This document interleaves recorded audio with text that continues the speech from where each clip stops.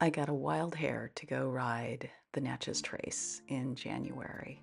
It's 440 miles of pavement, beautiful pavement that runs without a single stop sign from Natchez, Mississippi to Nashville, Tennessee, crossing 3 states in the process and wandering through some amazing history that goes back as far as 10,000 years. Seemed like a good idea in the South. Should be nice, maybe some 60-degree weather, but let's start at the beginning. So remember there was a snowstorm down in the southeast in mid-January where Mobile, Alabama got something like 8 inches of snow. And remember, they don't have snowplows in the South. And I was driving through it, just wondering what the heck I was going to get myself into. But as it turned out, by the time I got to Natchez, it was a beautiful day. We still had some snow. It was really cold. But by and large, after the first few miles, it was just beautiful pavement.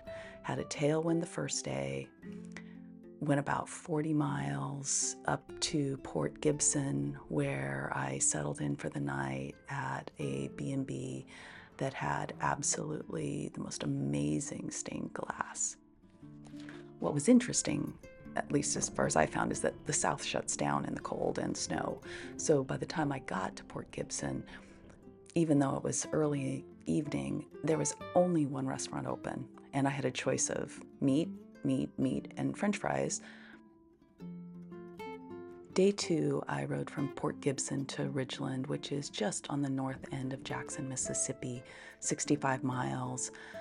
Didn't have my tailwind, had more of a headwind. It was still incredibly cold. Rolled through town, stopped at a funky little market to pick up some snacks for the ride, and rolled over to the on-ramp that was north of town. The Natchez Trace, in addition to having no stop signs, has very few on and off ramps. So at times you have to make your own, which is what I did coming into town from the south side. But going north, I was able to just pop directly on. A few miles down the road, got to one of the areas where they have the old trace highlighted. Down below is the sunken trace, which is how far it had eroded down from usage and water. Kind of crazy.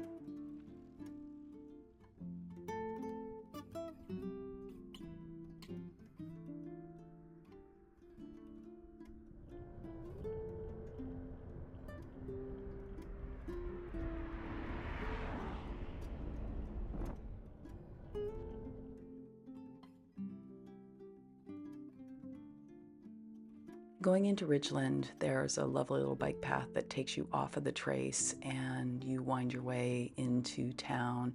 I stayed there in a hotel overnight, which was a nice chance to just kind of chill out. Had probably the best dinner of the whole trip. And then the next morning, took off to French camp, and it was really cold. It was just so cold.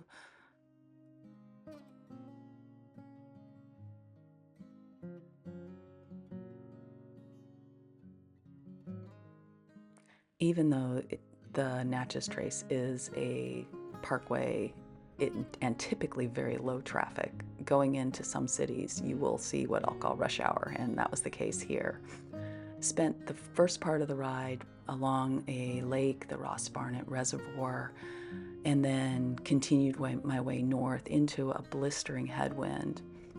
Then stopped for lunch at this funky little diner in the middle of nowhere that only took cash, had coffee that had been sitting around for at least 2 days, but the burger wasn't bad, and it got me going. Oh, what a good dog. What a good dog. My day ended in French Camp, which is a village that dates back to 1812 when the first trading post was there, but the village itself was built around the 1840s. Stopped for a milkshake, which on a really frigid day is not necessarily the smartest move, but it tasted good. Stayed at a B&B in the village and got to in an old historic log cabin.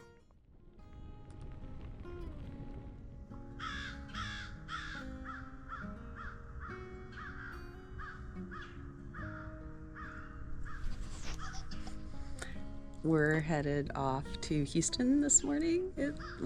I'm headed off to Houston this morning. It's another beautiful blue sky day, maybe a tailwind. Breakfast is upcoming.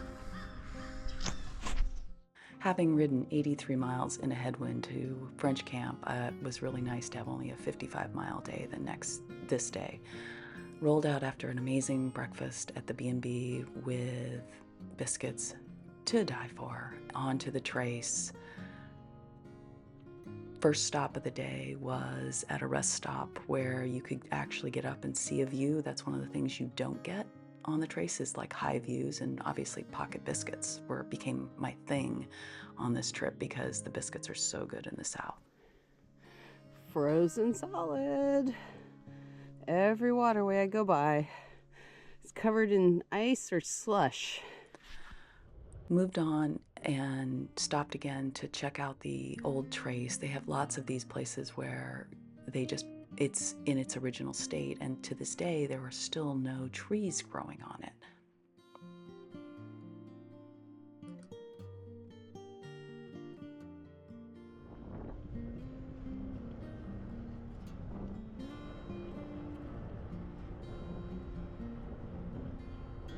First time taking off my hat and gaiter in 4 days. It's actually just cool, not frigid. Beautiful day.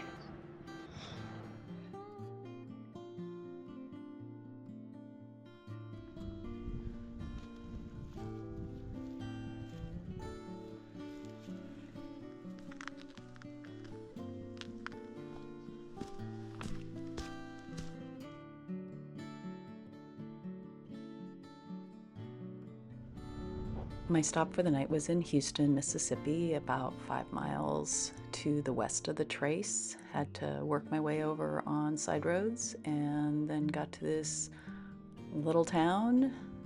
Luckily, they did have a really good Mexican restaurant that was open right behind my B&B that I stayed in. Sunday morning, Houston, Mississippi. Misty morning. And there's the trace. So now we just got to scramble up the bank and figure out what's the easiest way up, which is looking potentially to the right. Let's see what the left looks like up here. This way.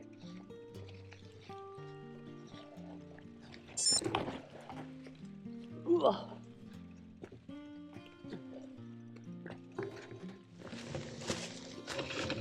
Ooh. Heavy bike, steep hill. Ooh. 75 miles from Houston to Belmont, the first of 3 very long days, and a very rainy one at that.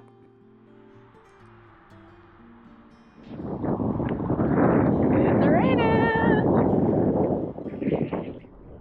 The approximate midpoint of the day was in Tupelo, Mississippi, the birthplace of Elvis, and also home of a very close to the trace Dunkin' Donuts for coffee and donuts, and then across the street to Taco Bell for a pocket quesadilla to take on the road. The day continued to be rainy. Worked my way past some of the Indian mounds and onto the Tennessee Tombigbee Waterway, which I had no idea. It's a huge canal that was cut through from the Tennessee River down to the Tombigbee River, and which then drains out to the Gulf of Mexico.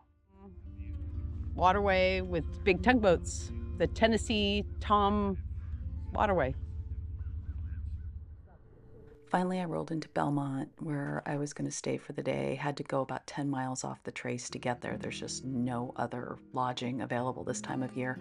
Stayed in an incredibly funky bed and breakfast called the Sparks Drive-In Bed and Breakfast, which is called that because there is a restaurant that they own right next door. The next morning was heading out on the longest day of the whole trip, 95 miles, riding from Belmont to Meriwether Lewis.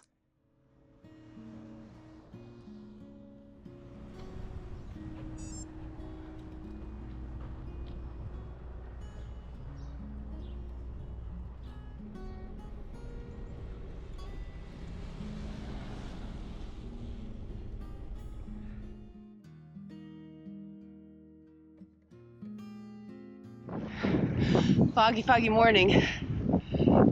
Heading up to where Meriwether Lewis is buried. And my GPS says I get to stay on this road for 84 miles today. The trace is really pretty with all the fog. A lot more pine trees today. Geology's changing. We're starting to cut through rock, which I'm assuming was the road cut, not the trace cut. Much more like Tennessee now.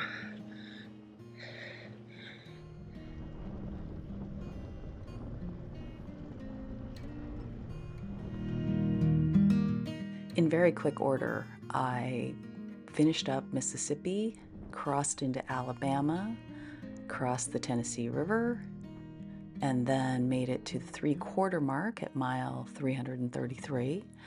And then a short time later, crossed into Tennessee.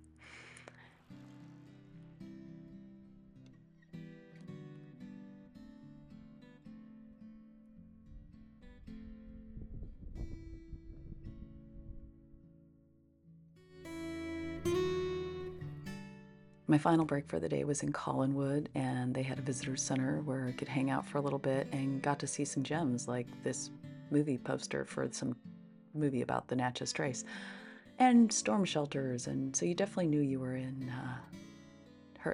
tornado territory.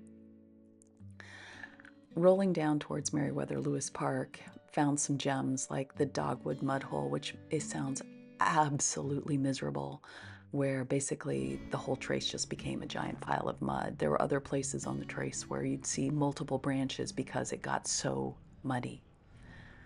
Finally, after almost 95 miles, I pulled into Meriwether Lewis Park, which is actually the burial place of Meriwether Lewis of Lewis and Clark fame. He died in a cabin right on the trace. And I'm off on the last day of the trace. 60 miles, then I'm gonna hang a right and go over to Franklin and have dinner with my daughter. Absolutely perfect day. Tailwind, sunny.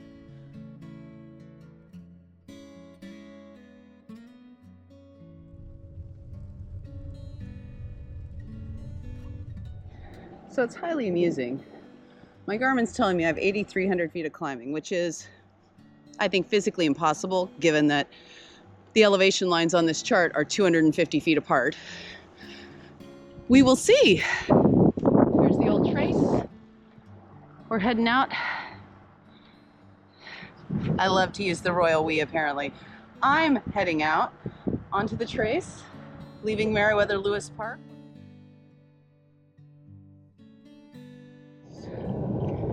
So there's frost on the ground. It was warm when I left. Coming down the first hill, absolutely freezing. You can see the ice coming off the hillside.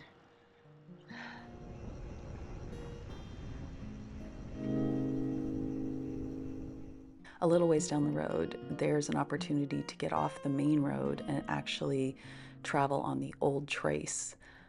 Gravel double track that winds its way for 2 to 3 miles and then reconnects.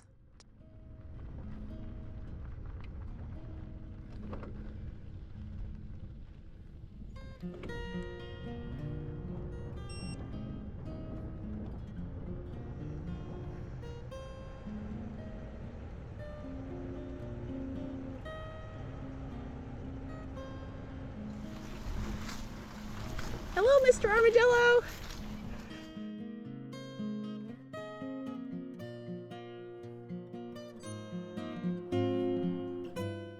After the exotic armadillo playtime, I finished out the last few miles of the trace. Still lots of ice on the side of the road. It was still cold. What a fun trip. It could have been a complete disaster given the snow at the start and the rain and everything, but to have 444 miles of perfect pavement all to yourself. I did not see another rider till just before I got to the end. Turned out to be a really cool adventure, and it'd be fun to come back and do it when the weather's a little nicer, but honestly, it was great.